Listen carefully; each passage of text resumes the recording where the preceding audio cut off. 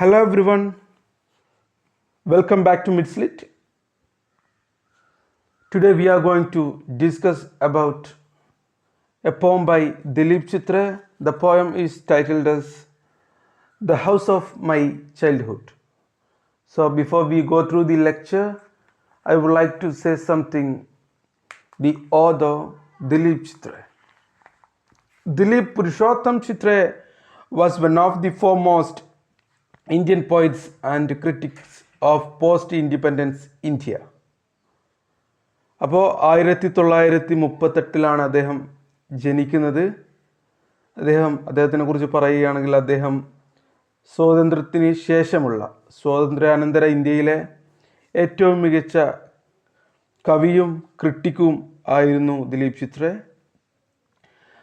Apart from being a very important bilingual writer, writing in Marathi and English, he also a painter, translator, fiction writer and filmmaker.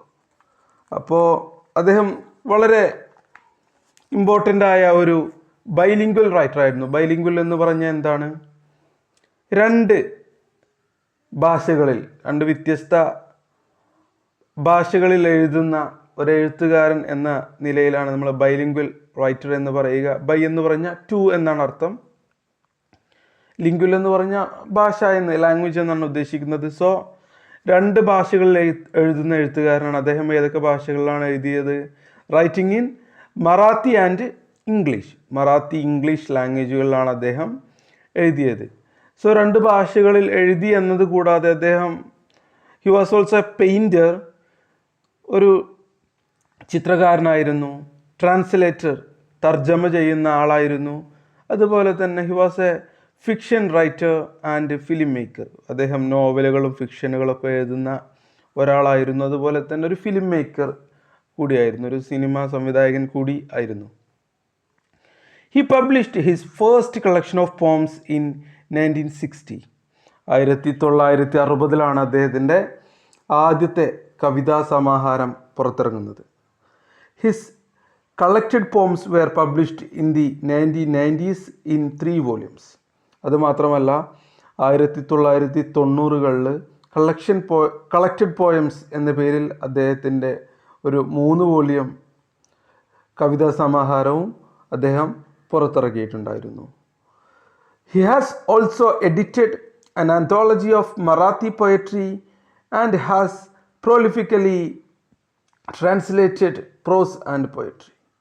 പിന്നീട് അദ്ദേഹത്തിൻ്റെ ഒരു contribution എന്ന് പറയുന്നത് an anthology of Marathi poetry എന്ന ഒരു collection, Marathi ഭാഷയിൽ എഴുതുന്ന പല പല കവികളുടെയും കവിതകൾ എടുത്ത് ഒരു സമാഹാരമാക്കുന്നതിനാണ് നമ്മൾ ആന്തോളജി എന്ന് പറയുക. അത് മറാത്തി ഭാഷയല്ല, ഇവിടെ മറാത്തി ഭാഷയിലെ ഒരു ആന്തോളജിയാണ്. ഏത് ഭാഷയിലാണെങ്കിലും വ്യത്യസ്തരായ കവികളുടെ ഓരോ വ്യത്യസ്തമായ കവിതകൾ എടുത്തുകൊണ്ടൊരു കളക്ഷൻ ഉണ്ടാക്കുന്നതിനാണ് നമ്മൾ ആന്തോളജി എന്ന് പറയുക. ഇവിടെ മറാത്തി കവികളുടെ ഒരു ആന്തോളജി ഉണ്ടായിരുന്നു, an anthology of Marathi poetry. അത് അദ്ദേഹം എഡിറ്റ് ചെയ്തിട്ടുണ്ടായിരുന്നു. അതുമാത്രമല്ല he has prolifically translated prose and poetry. ധാരാളം പ്രോസും പോയട്രിയും ഒക്കെ അദ്ദേഹം ട്രാൻസ്ലേറ്റ് ചെയ്തിട്ടുണ്ടായിരുന്നു. ധാരാളം പദ്യങ്ങളും ഗദ്യങ്ങളും ഒക്കെ ട്രാൻസ്ലേറ്റ് ചെയ്തിട്ടുണ്ടായിരുന്നു. His most famous translation is of the celebrated 17th century Marathi ഭക്തി പോയറ്റ് തുക്കാറാം. അതുപോലെ തന്നെ അദ്ദേഹത്തിൻ്റെ ഏറ്റവും അറിയപ്പെടുന്ന, ഏറ്റവും സെലിബ്രേറ്റ് ചെയ്യപ്പെട്ട ട്രാൻസ്ലേഷൻ, വിവർത്തനം ഏതാണെന്ന് ചോദിച്ചു കഴിഞ്ഞാൽ 17ാം നൂറ്റാണ്ടിലെ മറാത്തി ഭക്തി കവിയായിരുന്ന തുക്കാറാമിൻ്റെ രചനകൾ അദ്ദേഹം ട്രാൻസ്ലേറ്റ് ചെയ്തിരുന്നു. അതായിരുന്നു അദ്ദേഹത്തിൻ്റെ പ്രധാനപ്പെട്ട ട്രാൻസ്ലേഷൻ എന്ന് പറയുന്നത്. He started his professional film career in 1969 and has since made one feature film, about a dozen documentary films, several short films in the cinema format and about 20 video documentary features. 1969 കൂടിയിട്ട് അദ്ദേഹത്തിൻ്റെ cinema ജീവിതം ആരംഭിച്ചു. ഒരു feature film, അതുപോലെ തന്നെ ഒരു dozen 12 documentary films, അതുപോലെ തന്നെ ഒരുപാട് ഷോർട്ട് ഫിലിമുകൾ, അതുപോലെ തന്നെ 20ഓളം വീഡിയോ ഡോക്യുമെൻ്ററി ഫീച്ചേഴ്സൊക്കെ അദ്ദേഹം ചെയ്തിട്ടുണ്ടായിരുന്ന ഒരു ഫിലിം മേക്കർ എന്ന നിലയിൽ. He wrote the script of most of his films as well as directed or co directed dum. അപ്പോൾ അദ്ദേഹത്തിൻ്റെ സിനിമകളിൽ കൂടുതലും അദ്ദേഹം തന്നെയാണ് അതിനു വേണ്ട കഥ അദ്ദേഹം തന്നെയാണ് എഴുതിയിരുന്നത്. മാത്രമല്ല അദ്ദേഹം തന്നെ അത് ഡയറക്റ്റ് ചെയ്യുകയോ അല്ലെങ്കിൽ കോ ഡയറക്റ്റ് സഹസംവിധാനം ചെയ്യുകയോ ഒക്കെ ചെയ്തിരുന്നു അദ്ദേഹം. He traveled widely in Asia, Africa, Europe and North America as well as in the interiors of India. അദ്ദേഹം വളരെയധികം ട്രാവൽ ചെയ്തിട്ടുണ്ടായിരുന്ന ഒരു വ്യക്തിയാണ്. അദ്ദേഹം ഏഷ്യയിലേക്കും ആഫ്രിക്കയിലേക്കും യൂറോപ്പിലേക്കും നോർത്ത് അമേരിക്കയിലേക്കും അതുപോലെ തന്നെ ഇന്ത്യയിലെ വിവിധ ഭാഗങ്ങളിലേക്കും അദ്ദേഹം ട്രാവൽ ചെയ്തിട്ടുണ്ടായിരുന്നു. He had been on the visiting faculty of many universities and institutions and a consultant to projects. മാത്രമല്ല അദ്ദേഹം ഒരുപാട് യൂണിവേഴ്സിറ്റികളിൽ വിസിറ്റിംഗ് പ്രൊഫസറായിട്ട് വർക്ക് ചെയ്തിട്ടുണ്ട്. അതുപോലെ തന്നെ അദ്ദേഹം ഒരുപാട് പ്രൊജക്ട്സിൻ്റെ കൺസൾട്ടൻ്റായി കൂടി അദ്ദേഹം വർക്ക് ചെയ്തിട്ടുണ്ടായിരുന്നു. അദ്ദേഹത്തിൻ്റെ ഒരു കരിയറിനെ കുറിച്ചാണ് ഇവിടെ പറയുന്നത്. He was the honorary President of the Sondheim Cultural Association, of which he was also a founder trustee. He was the honorary president of the Sondheim Cultural Association. Sondheim Cultural Association എന്ന് പറയുന്ന സംഘടനയുടെ honorary president ആയിരുന്നു അദ്ദേഹം. അദ്ദേഹം ഒരു സ്ഥാപക member കൂടിയായിരുന്നു ഈ ഒരു സംഘടനയിൽ. After a long bout with cancer, Dilip Chitre died in Pune on 10th December 2009. അങ്ങനെ ഒരുപാട് നാളത്തെ കഷ്ടപ്പാടുകൾക്ക് ശേഷം വേദനകൾക്ക് ഒടുവിൽ 2009 ഡിസംബർ 10 പൂനെയിൽ വെച്ചിട്ട് അദ്ദേഹം മരണമടഞ്ഞു. അതാണ് അദ്ദേഹത്തിൻ്റെ ലൈഫ് എന്ന് പറയുന്നത്. ഇനി നമുക്ക് അദ്ദേഹത്തിൻ്റെ സ്റ്റൈല് കൂടി പറയേണ്ടതുണ്ട്. Almost all poems written by Chitre are autobiographical in nature. അദ്ദേഹത്തിൻ്റെ കവിതകൾ മിക്കവാറും തന്നെ അദ്ദേഹത്തിൻ്റെ സ്വന്തം അനുഭവവും സ്വന്തം ജീവിതത്തിനെ കുറിച്ചുമൊക്കെ എഴുതിയതാണ്. ഓട്ടോബയോഗ്രഫിക്കലാണ് പൊതുവെ അദ്ദേഹത്തിൻ്റെ കവിതകൾ.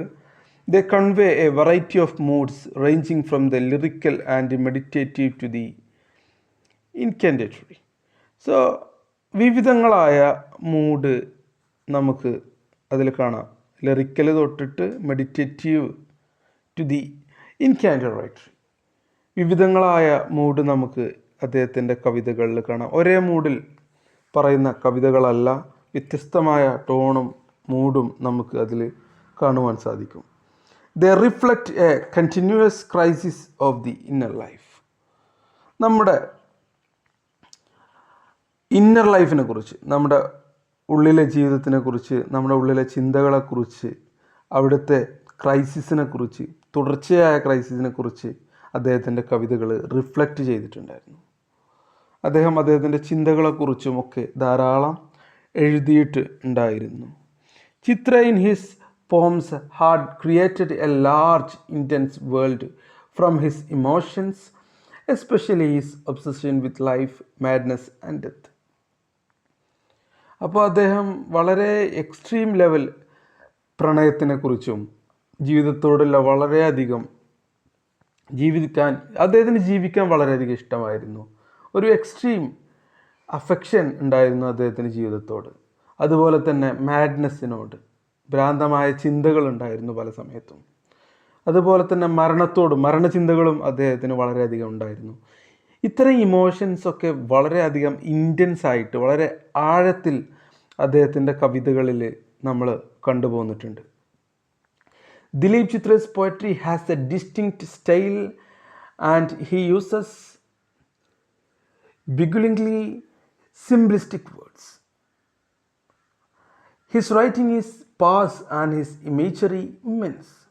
Even the titles of his collection fill the mind with pictures. അദ്ദേഹത്തിൻ്റെ കവിതകൾ വളരെയധികം ഇമേജറി നിറഞ്ഞതാണ് എന്നുള്ളതാണ് മറ്റൊരു കാര്യം.